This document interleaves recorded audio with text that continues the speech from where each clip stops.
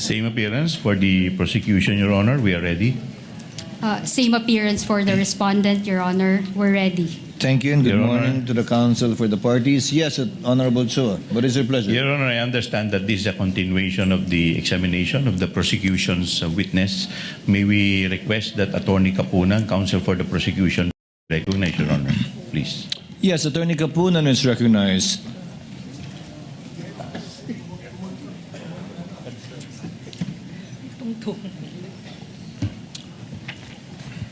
Attorney Lorna and Atty.Kristine, I understand that the parties were not able to meet during the two rainy days that parang tumangkad ka, Lorna. Oo nga po. Parang binigyan ako ng apple box dito. Wala namang baha dito sa... Yes, I understand that the parties were not able to meet the last 2 days of last week, perhaps given the inclement weather, but the fact remains is you were not able to meet. May I make manifestations, Your Honor? Yes, Atty.Kapunan. First of all, Your Honor, this honorable court and presiding officer will note that when we broke off last Wednesday, it was very clear that prosecution through this representation made a motion, in fact modified the motion, that we be allowed to present the documents, 4,492 documents, before the Honorable Clerk of Court. And for purposes of comparison, Your Honor, and this Honorable Presiding Judge will recall that it did issue a directive to the parties to make themselves available on Thursday and Friday of last week, just mutually agreeing on a common time, Your Honor. Also, the clerk of court was directed to make themselves available either on Tuesday or Friday or both days, subject to a time agreed upon by both counsels for the petitioner and the respondent. Ito po ang nangyari, na-indyan po kami. Why do I say that? Wednesday, we made a text message, and I have the text messages here. When do we meet? Tomorrow or Friday? Wala pong sagot nung Wednesday. On Thursday, we waited the whole day. Kailan tayo magmi-meet? Thursday na ngayon. Friday na bukas. Our witness will be on board on Monday. Wala pa rin sagot, Your Honor. The whole day of Thursday. At the end of Thursday, at the end of office hours, Thursday, Your Honor, and we have the evidence here, at 5:38 in the afternoon of Thursday, they texted, counsel for the respondent texted to say, we are available on August 14. This coming Friday, Your Honor, August 14, when napakalinaw naman sa directive ng presiding officer na mag-agree on a date on Thursday or Friday of last week. August 14, what good will that do us? The hearing is today, August 10, and they want us to appear before the clerk of court to compare documents on August 14. For what purpose, Your Honor? Now, the text message is even more disturbing because apart from saying sa August 14 na lang, they even disclaim the fact that this honorable court said Thursday or Friday last week. Wala naman daw sinabi ang presiding officer except to set a time, date, and time mutually agreed upon by the parties. That is bad faith, Your Honor, because sinabi ng presiding officer ang specific dates, Thursday or Friday last week. Wala daw sinabi ang presiding officer.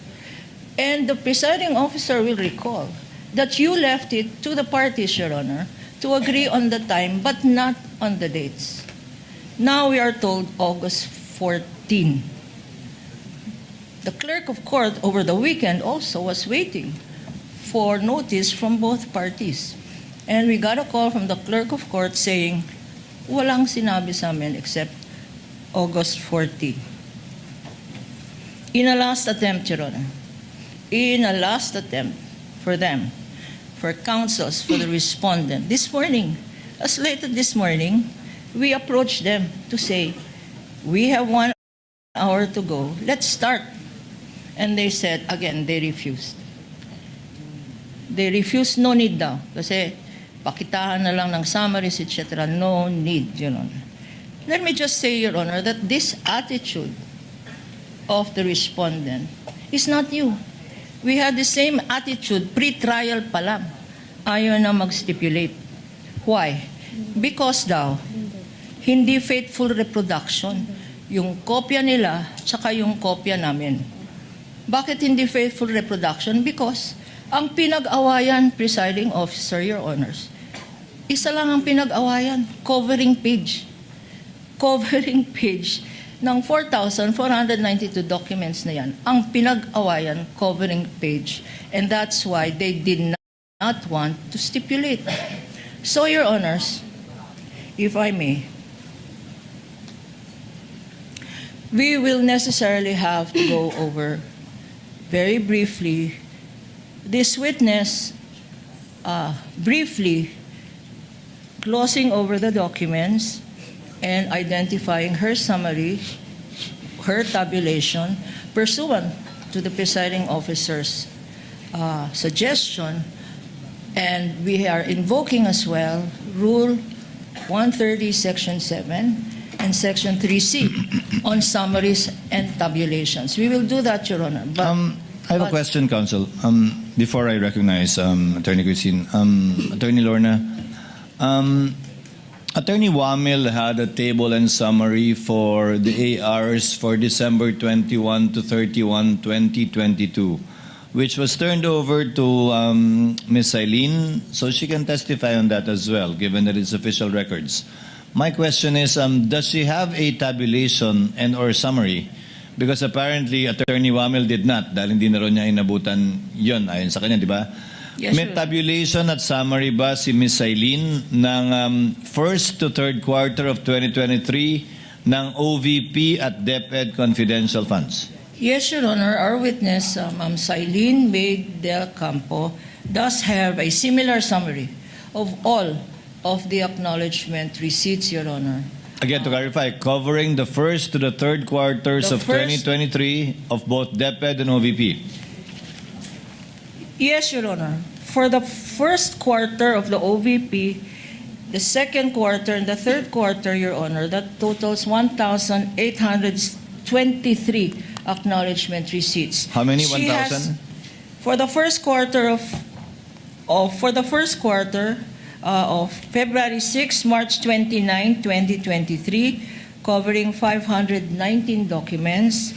Our witness has a tabulation, Your Honor, a summary. Second quarter of OVP? For the second quarter, which is the period April 25 to June 30, 2023, covering 530 acknowledgement receipts, Your Honor, our witness also will be presenting a tabulation or a summary. And for the third quarter of the Office of the Vice President, our witness will be presenting a tabulation for the periods July 14, September 30, 2023, covering 774 documents, Your Honor, totaling 1,823. And she will confirm as well the tabulation made for the December 2022 21 to 31, 22 tabulation of Attorney Wamil consisting of 845 documents. So for the Office of the Vice President, this witness will be presenting and identifying 2,668 acknowledgement receipts. Likewise, Your Honor, if I may continue. Counsel may, for the DepEd? For the DepEd, Your Honor, for the first quarter, covering the period February 20 to March 30, 2023, our witness has a tabulation of 561 acknowledgement receipts. For the second quarter, covering the period April 25 to June 30, 2023, our witness has a tabulation of 619 acknowledgement receipts. And for the third quarter of the DepEd, covering the period July 14 to September 30, 2023, our witness will be identifying and as well the tabulation of 644 acknowledgement receipts, or for the DepEd, a total of 1,824 documents, which will bring us to 2,668 for the Office of the Vice President, 1,824 for the DepEd, totaling 4,492 documents, which counsel for the respondent refused, Your Honor, to stipulate on. We are now therefore constrained to present this witness and the tabulations before this honorable She can court. testify based on the tabulation that she has, again, in accordance with the ruling of the chair, citing Rule 130, Section 3C, in relation to Section 7, which is an exception to the original document rule. Your comment, Atty.Kristine, before yes, we Your Honor. proceed? Just one more manifestation, Your Honor. With the kind indulgence In of addition to Atty.Kristine. these tabulations, Your Honor, we will be presenting, but not identifying, we will be presenting folders containing these acknowledgement receipts so that the witness can flip over them, Your Honor. Just flip over them. And if counsel will say we are not given the opportunity first, they've been given the opportunity. They refused. And the reason being, number one, they don't have enough lawyers now. We heard on an interview that they did not have enough lawyers and could not schedule, could not follow the directive of the presiding officer. 15 lawyers for the defense, for the respondent. They did not have enough lawyers, nor the time to comply with the directive of this honorable presiding officer. Lastly, Your Honor, in any event, Your Honor, there is no denial of due process. They will have the opportunity when all of these documents are presented in a formal offer of evidence. That is their time to compare. That is their time to make their comments. That is their time to raise their objections, Your Honor, when it is formally offered in evidence, in due course. Thank you, Your Honor. The chair notes the manifestation of Attorney Lorna and her point with respect to the respondent having the opportunity to comment once formal offer has been made is well taken. Atty.Kristine, yes, your comment, ma'am? Your Before we Honor, proceed? Yes, Your Honor, please. I would like to thank the good counsel for their willingness to explore or to implement Rule 130, Section 7. At least we have aligned with what we are expected to do before this honorable court. In fact, Your Honor, earlier this morning, I was asked by one of her partners about the comparison. And I actually told her partner, Attorney Lazaro, Attorney, we don't even need to compare the exhibits in order to expedite the proceedings. Because first of all, that's the authenticity of the exhibits is something something that the court will have to decide. And the court will only decide on that after the prosecution has already submitted their offer of evidence, and that will be subject to our comment. And there's no need for us to actually compare the exhibits just so we can arrive at a stipulation that this and that are the same.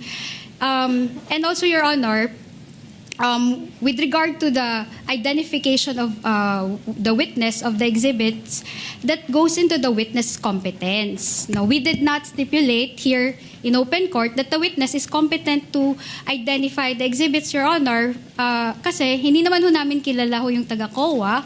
Pangalawa, we don't know the extent of her examination of the documents. Pangatlo, she just assumed the work of Mr. Wamil. So, mahirap naman po sabihin nun ng kliyente namin, sige, okay na, we payag na kami, she can identify the exhibit, she knows all of those, she has examined all of those. Precisely, that's the duty of the counsel to do in open court. Now, there's Rule 130, Section 7, and for those of you who are litigating before the CTA, you already know this rule, that a witness can testify based on a summary, and that would actually show that he's competent to testify on the exhibits by reason of the summary that she made. And that would attest that she has examined all of the documents that are contained in the summary. That's why yun po yung sinuggest ko sa counsel ng kabila. Sabi ko, we will not even object, attorney, as to how many exhibits you will identify, or you will have a samples, kahit 10 per quarter, or kahit 100, or kahit wala. Diba? If you check Rule 130, Section 7, hindi naman ho ni-require na isa-isahin ho yun.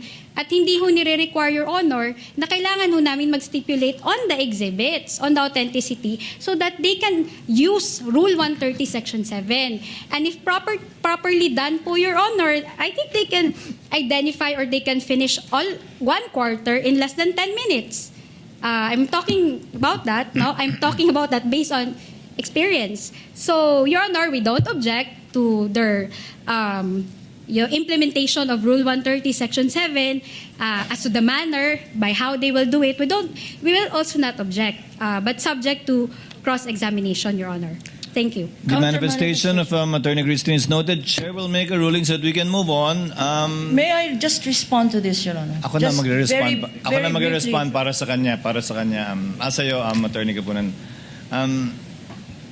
The chair did make a ruling, issue an order for the parties to try to meet Friday or Thursday. However, for whatever reason, lack of lawyers or inclement weather, that did not happen. Chair would just like to correct, hindi ka Attorney Lorna ininjan, baka ginost ka. Kasi hindi ka sinagot eh. Pero hindi ka ininjan, wala namang pinag-usapan date pa eh. Inignore.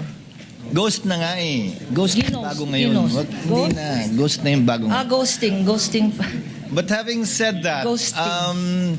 the chair notes, because the chair also inquired, that given what happened in the pre-trial, wherein the copies of the exhibits marked by the respondent, no copies were retained by the court. So the chair would like to request the counsels for respondent to kindly furnish the court with a copy of the marked pieces of evidence during pre-trial, kasi apparently meron kaming pre-marked pieces of evidence from the prosecution, but not all the pre-marked pieces of evidence from the respondent. So in lieu of meeting, kindly just submit that, Atty.Kristine, so that we can do the comparison ourselves, either as a court or through the individual senator judges.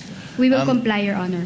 Kindly do that within the day or at the latest tomorrow. If you have it with you, within the day. If not, at the latest tomorrow, so that whatever may happen, the court will already have a copy of these pre-marked documents. In relation to Ms. Eileen, as stated by Atty.Kristine already, they will not object to the presentation of a table and/or summary citing Rule 130, Section 7 in relation to 3C. Therefore, we may proceed with her and hopefully be able to finish also Ms. Pareja today. Counsel, can you proceed? Your Honor, please, can I just make a brief manifestation? Yes, Atty.Kapunan. While really, indeed, Section 7, Rule 130 is applicable, may we note that this summary, Your Honor, is being used to establish the rulings, the provision says, when the facts sought to be established is only the general result of the whole. So that summary will just establish the fact that these were the very same documents given by the defense counsel to the COA, Your Honor. And that these were the And- very same documents or ARs used by the COA in coming out with the respective issuances that they did. Yes, to Your include the Honor. And AOMs, so the notices of therefore, suspension, and the notice of disallowance. if we can get that from, because we don't want to be held in ambush with subsequent witnesses who will use some portions of this acknowledgement receipts for subsequent witnesses, Your Honor, who we have subpoenaed for this impeachment proceedings, Your Honor. They might say, and I don't want to speculate, or I don't want to, anyway, ghosting ba yun?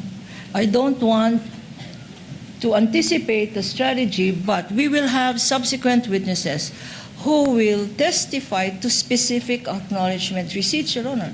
And they might say, you did not identify them, you only identified the summaries. So, Your Honor, if we can get a stipulation now from counsel for the defense that when a acknowledgement receipt is presented through another witness, Your Honor, they will not object. Because precisely, they stipulated that the summary... Counsel, again, let's abbreviate the proceedings. That's always subject to cross. Subject if you present to a document and their copy says otherwise, then they can confront the witnesses during cross-examination as to the difference of that document. But if not, then I guess they will skip crossing the witness on that point. As an implied admission that indeed the document she based it on or the document she testified on is indeed the same copy as what they do. But by that time, counsel, we will have a copy already of both documents and the court can In make fact, the appropriate ruling at the appropriate time. One last, Your Honor. Yes, Attorney Kapunan. Attorney Lorna. We would have preempted. We would have saved this honorable court considerable time if they just agreed to use their documents. We don't need even this clerk of court, even the presiding officer, even the honorable judges don't need to make comparison. We are amenable to use the defense exhibits, Your Honor. Attorney Lorna. Because these exhibits, Your Honor. Attorney Lorna, the chair considered that too when you made that manifestation. However, as I said, given the fact that we don't have a copy, I guess you don't have a copy too of their exhibits. So they would have to sift through each and every exhibit marked with their own marking to look for, let's say, a particular name in the AR. So once we get the copy, we will furnish you with a copy, and you can use that copy if you wish at the appropriate time as well. So asking for a copy will solve many issues, Attorney Lorna. Attorney Kristine, yes, you want to... Quick reply, Your Honor. Actually, it doesn't matter if they will use our own exhibits, Your Honor. It doesn't even make their witness competent. That is why we are here in open court to establish the competence. So kahit pagamitin ho namin yung exhibit namin, kung hindi naman ho competent yung witness nyo to identify those exhibits, it will still be a waste of time. It will be useless. Thank you for that, counsel. Let's now move on. Call your witness, Atty. Kapunan, Attorney Lorna. Clerk of court is directed to kindly escort or assist Ms. Eileen May del Ocampo to the witness stand. Your Honor, we'd like to call our witness, Ms. Eileen May L. del Campo.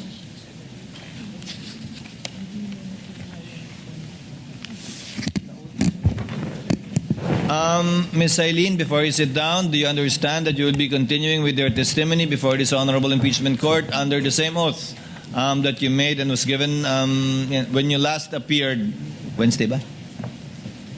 On Wednesday. Yes po, Your Honor. You may sit down, ma'am. Thank you po. And good morning. Attorney Kapunan, your witness, you may proceed with your cross. Again, sorry, with one more short reminder. You don't have to flip through the individual ARs anymore. We understand that, Attorney Kapunan. We will rely on her table and or summary for the meantime, unless there is a specific AR that you want her to identify and read for the record, then she may simply look at that particular one. But no need to flip through the entire 4,492 ARs just to show that she indeed prepared her table and summary based on the ARs. That is deemed understood already by the court. You may proceed, Attorney Lorna.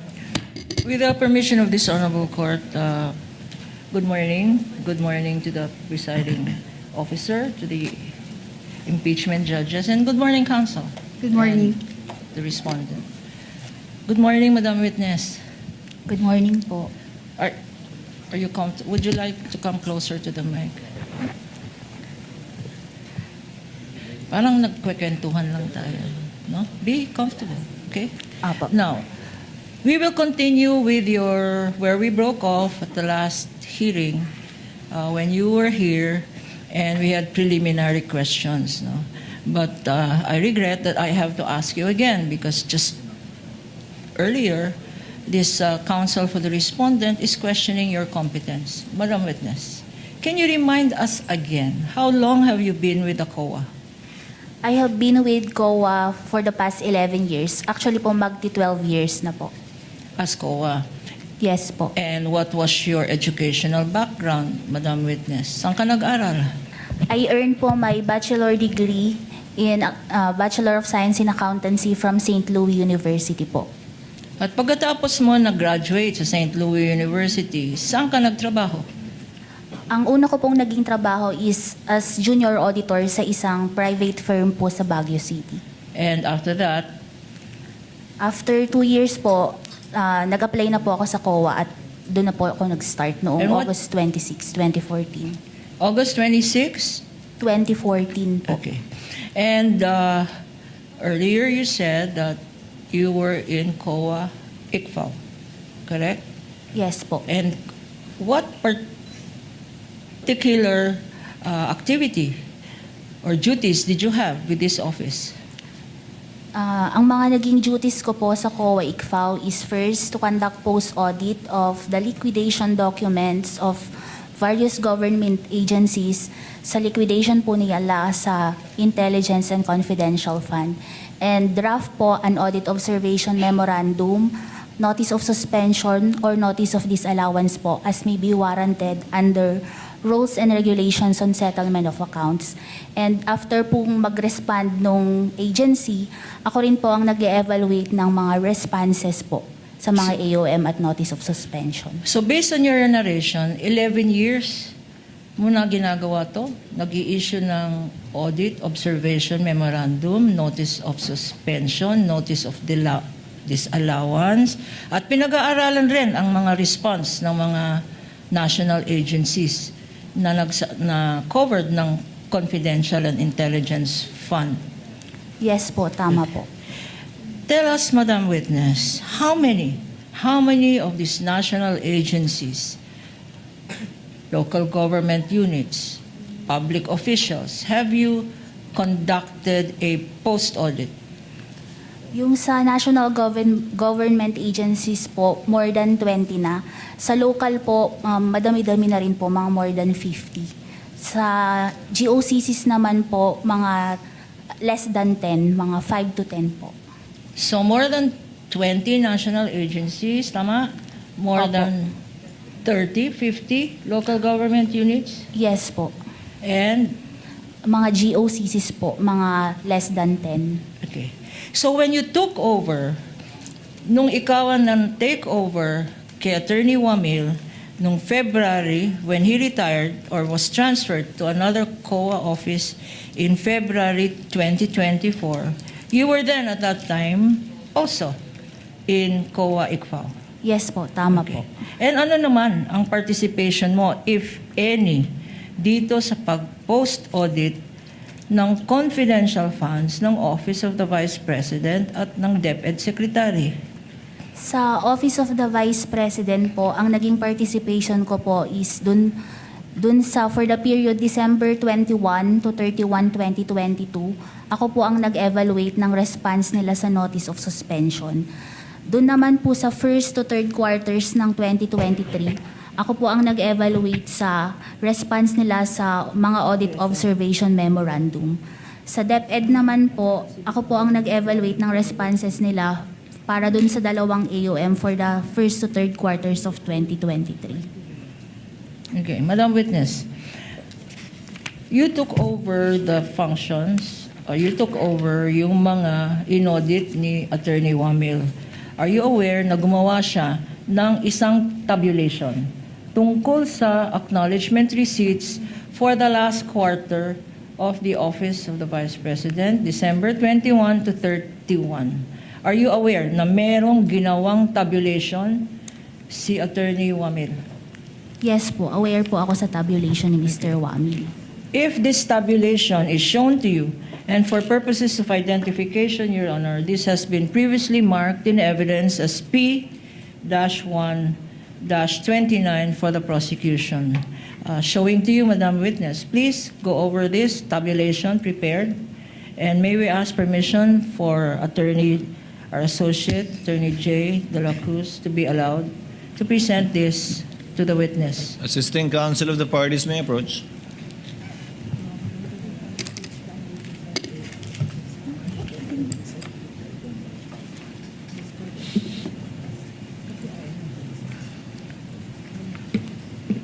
Just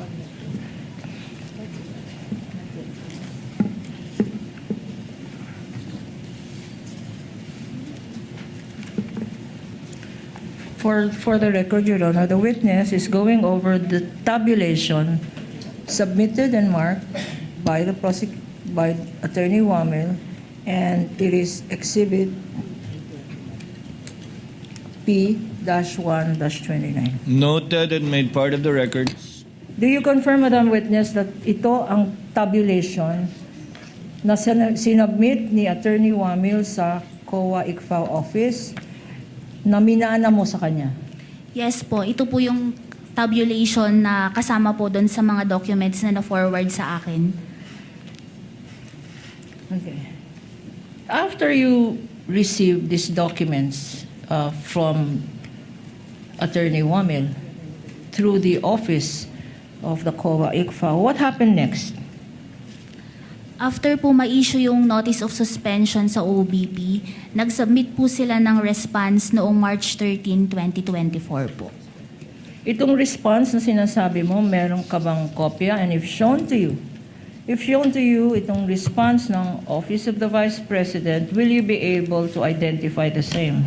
Yes po.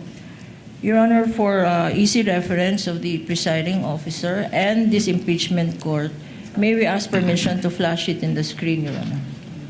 Counsel may do so.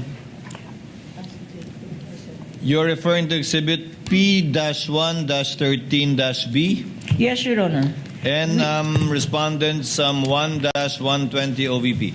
This is stipulated document, Your Honor. You may proceed, So counsel. the counsel for the defense is now looking at it. Madam Witness.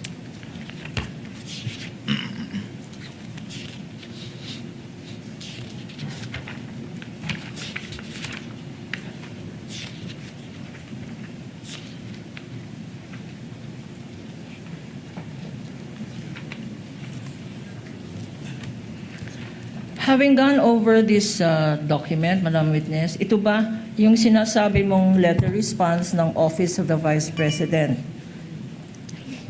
Yes po, ito po yung same copy ng response ng OBP sa notice of suspension. I will now show you, Counsel, JVD. I will now show you the second page of this letter, Madam Witness, being flashed on the screen. Please look at the second page. In particular, we have what appears to be certain signatures, mga signature na nandyan sa second page ng response ng Office of the Vice President. If shown to you, Madam Witness, would you be able to identify the signatures? Yes po. Okay. There is a signature appearing on top of the name Attorney Attorney Lopez. There is a signature appearing above the name Attorney Sulaika Lopez. Would you be able to identify that signature? Yes po. Bakit, Madam Witness? Kasama po kasi doon sa sinubmit sa liquidation documents na nabigay sa akin, na turn over sa akin, yung list ng signatories po ng OVP. At kasama ba doon ang signature ni Attorney Sulaika Lopez? Yes po. There is another signature here appearing atop the name Lemuel Ortonio.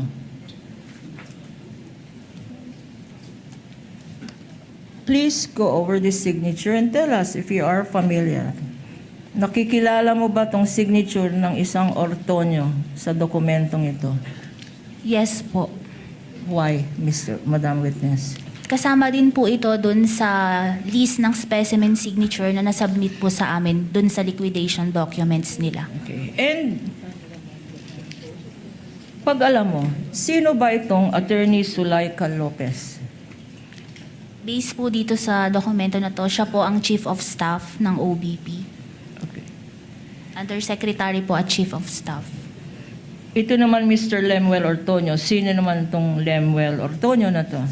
Based po sa document, siya po ang Assistant Secretary and Assistant Chief of Staff. Sa letter response na to, na-identify mo, may nakalagay, meron bang naka-attach dito sa letter response? Yes po, nag-attach po sila ng list of 105 activities ng Office of the Vice President for the period December 13 to 31, 2022. First quarter ng Fourth 20 quarter po. Fourth quarter ng 2022. Specifically, December 13 to 31, 2022. At if we show you this list of activities na inattach sa letter response, will you be able to identify this? We are flashing on Yes the po. screen, Your Honor, a list of activities which is an attachment to the letter response of the OVP, Exhibit P-1-13B. Whereat yung listahan allegedly ng mga activities ng OVP ay naka-enumerate. Tell us, Madam Witness.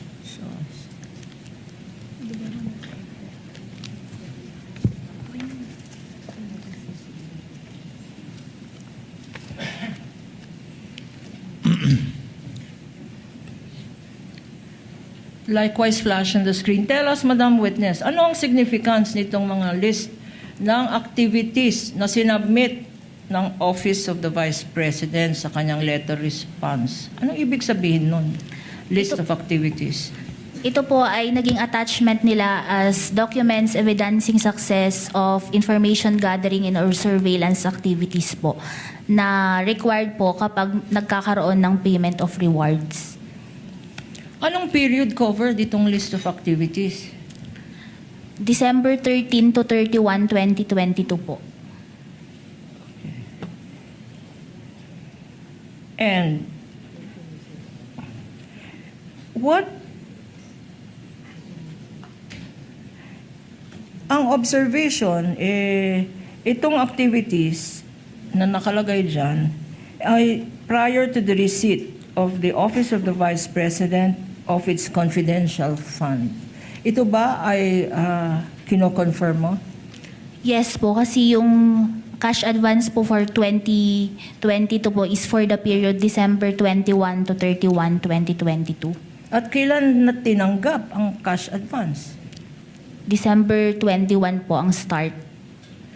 Okay. Hindi ba ang ibig sabihin ng liquidation report, sinasabi mo kung ano yung mga pinaggamitan mo ng cash advance? Tama ba yan? Opo, tama po. Okay. And sa palagay mo, compliant ba to? Kasi post-audit compliance ba ito?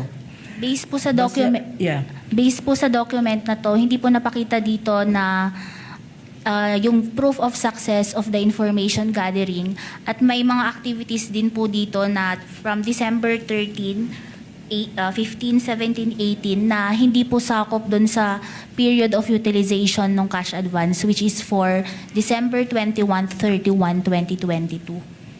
So you mentioned a joint circular? Meron ka bang anong pinagbasihan mo kung bakit violation ito? Under po kasi sa Joint Circular 2015-01, kapag po ginamit ang confidential fund sa payment of rewards, subject po ito sa 3 conditions. Ano yung mga condition na yun? First po, it should be approved by the head of agency. Pangalawa po, it should be supported with documents evidencing success of the information gathering and or surveillance activities on account of the information given by the informer. And yung last po is, it should be directly related sa confidential activities ng agency po. Okay, so ano dyan sa requirements?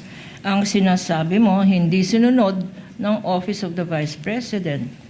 Ito po kasing listahan na to, sinabit nila as proof of success of information gathering to support the payment of rewards. Pero based po sa documents na to, hindi po namin nakita yung particular accomplishment.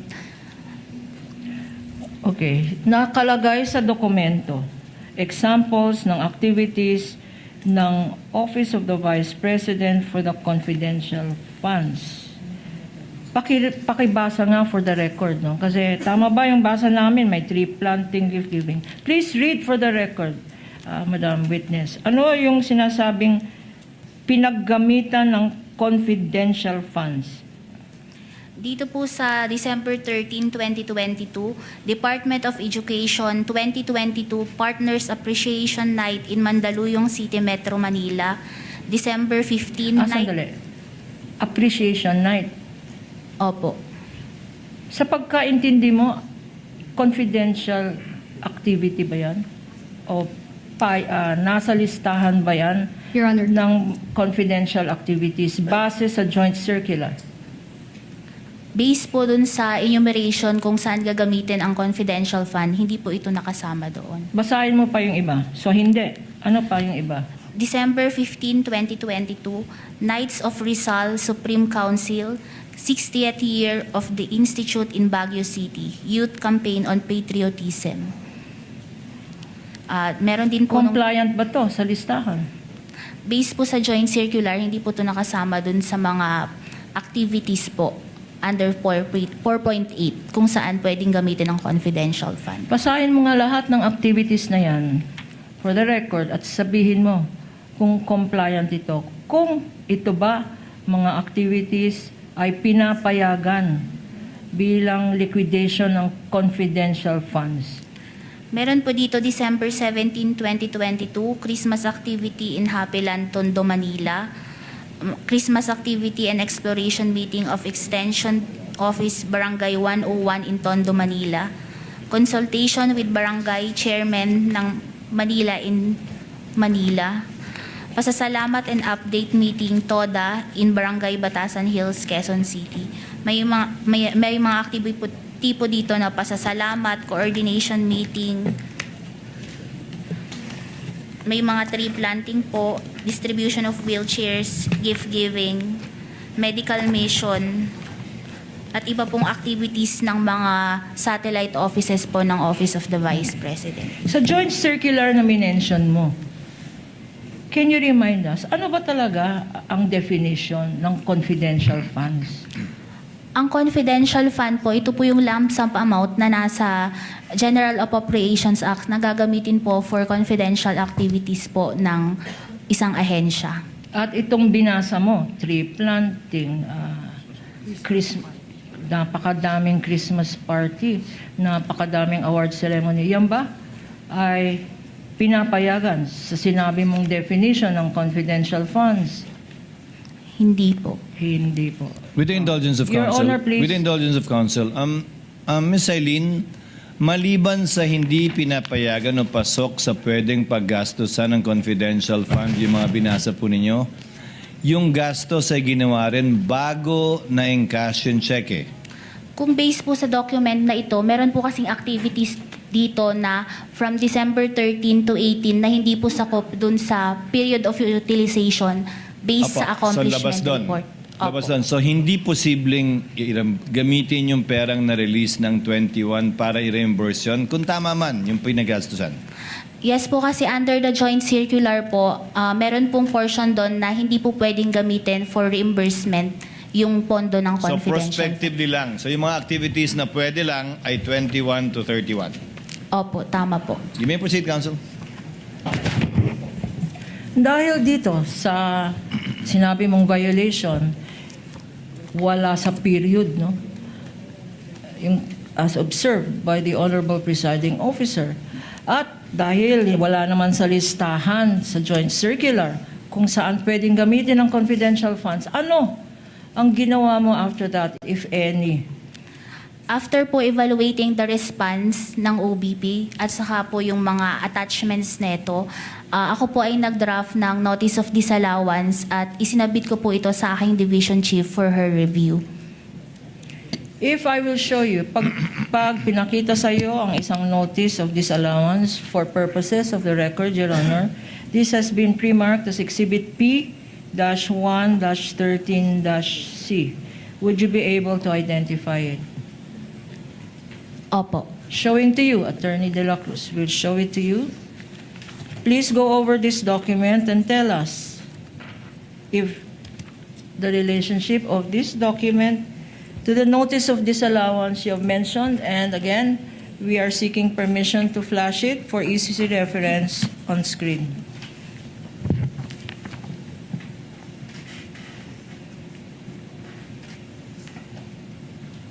Opo, yun po yung same copy ng Notice of Disallowance na inisyo namin sa Office of the Vice President. Please look, Counsel, please look at this notice of disallowance. There is a signature there on top of the name Nilda B. Plaras. Kanino pong signature ito? Si Assistant Commissioner Nilda Plaras po ang officer in charge ng ICFAO nung ma-issue po ang dokumento na ito. Anong ibig sabihin pag pinirmahan ng isang assistant commissioner ang isang notice of disallowance na drinaft mo? Ito po is for release na po sa na-approve po niya kung ang laman nito at for release na po ito sa agency. For release ng agency, okay.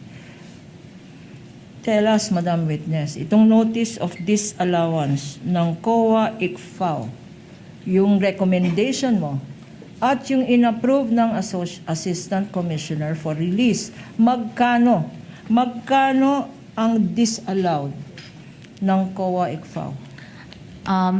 Ang disallowance po is 73,287,000. Ano naman ang basis ng disallowance na to? Ang disallowance po na to, binubuo po ito ng first, yung payment of rewards in the total amount of 69,787,000. Before you proceed, Your Honor, please, this is being flashed on the screen. This is the first page of Exhibit P-1-13-C, which is the notice of disallowance identified by this witness. First page dyan, Madam Witness, ano ang breakdown or basihan ng iyong notice of disallowance? Yung 73,287,000, ang bumubuo po dito is yung payment for rewards amounting to 69,787,000 plus yung 3.5 million for payments for tables and chairs, desktop computers, and printers po. Dalawang amount na naka-indicate dyan. Bakit dalawang amount? Paki-explain. Ito po ba yung sa number 1 na yung 69,587 at yung sa... In number 1, in item number 1, if you can check your document on the screen, item number 1 sa notice of disallowance, dalawa ang amount na nakastate. Isa, 69,587,000 at yung isa ay 69,787,000. Ito ba ay typo, discrepancy? Bakit may hindi pareho itong amount? Ito po ay isang typographical error po. Ang tamang amount po is 69,787,000. Okay. Ngayon naman, Madam Witness, let us go to page 2, item number 2. Ano naman, pakibasa ang sinabi dito sa page 2, item number 2. The notice of disallowance po is issued kasi yung pangalawang reason po is charging payment for tables and chairs, desktop computers and printers in the total amount of 3.5 million to confidential fund without specifying that they were intended for the confidential operations/activities undertaken by the OBP, non-compliant with the requirement of item 4.8.4 of the joint circular. Ano yung item 4.8? ng circular na sinasabi mo? Pwede po ba akong mag-refer para po sa joint With the Your Honor, Witness, pwede po witness ba? may refer to the document. Thank you po.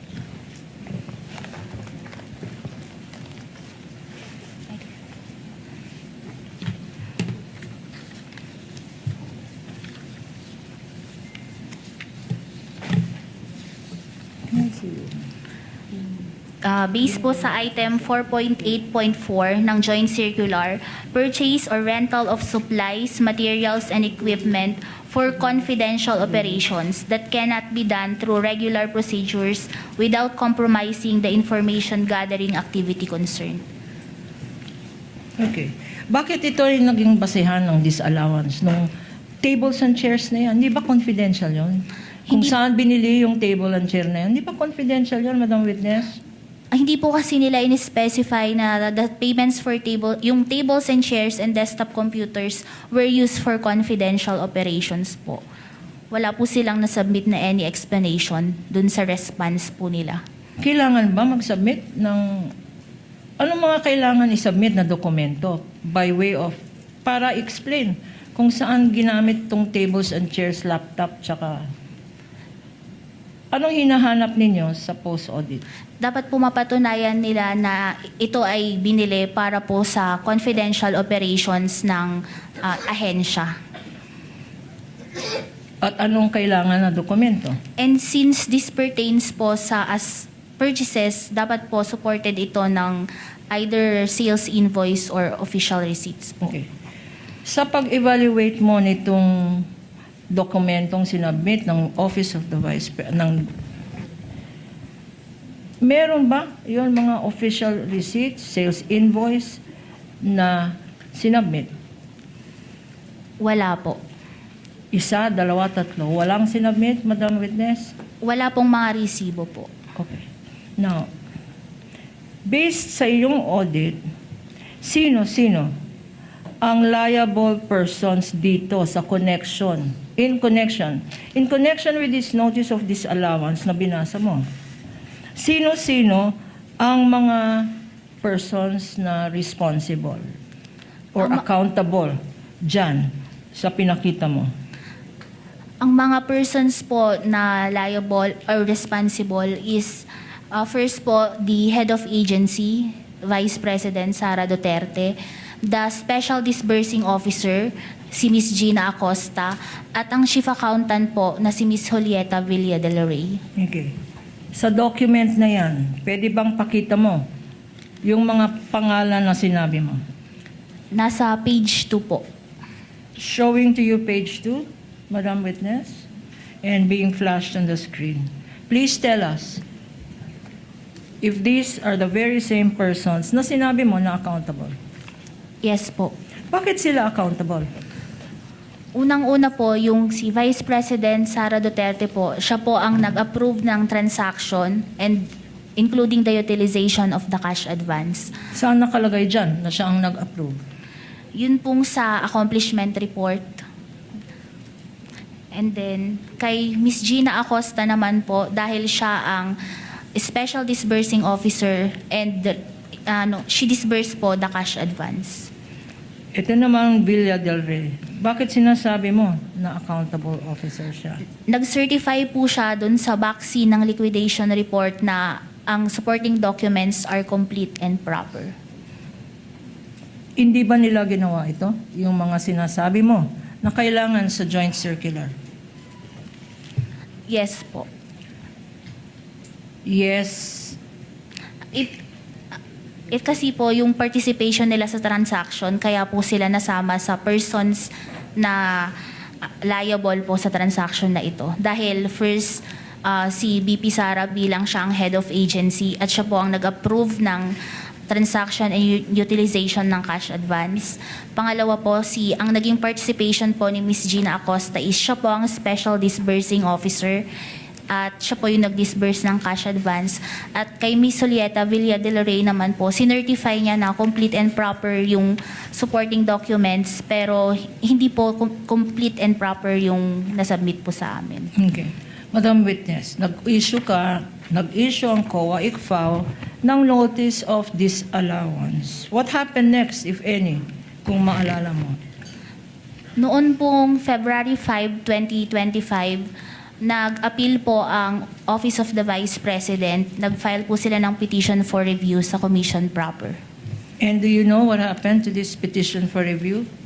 Nung April 10, 2026 po, naglabas ng decision ng Commission proper at na-furnishan po ang aming office and inaffirm po nila yung notice of disallowance in the total amount of 73,287,000.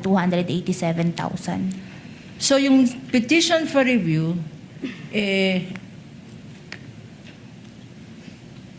disallowed pa rin. Noon pong lumabas yung decision ng Commission proper, inaffirm po nila yung disallowance. Magkano yung disallowed ng commission proper? Same po sa nasa notice of disallowance namin, 73,287,000 po. At ano naman ang ibig sabihin ng disallowed? Ang notice of ang disallowed po is sa level ni ICFO po kasi pag issue kami ng notice of disallowance, meron na po silang, we demand them to ibalik po yung pondo. Pero meron pong remedy, which is yung ginawa nila, nag-file sila ng petition for review po sa Commission proper. At ano naman ang nangyari sa petition for review na yan? Ayun nga po, nagkaroon ng COA decision na inaffirm po nila yung notice of disallowance. Pagkatapos na inaffirm yung notice of disallowance ng commission, ano ang ginawa? If at all. Noong May 2026, meron po silang final na motion for reconsideration. So nag-file ng motion for reconsideration ang Office of the Vice President. Anong nangyari sa motion for reconsideration na final? Tungkol dito sa decision na ibalik ang 73 million na yan. Ano ang status? Wala pa pong naging decision ang Commission proper po. Pending resolution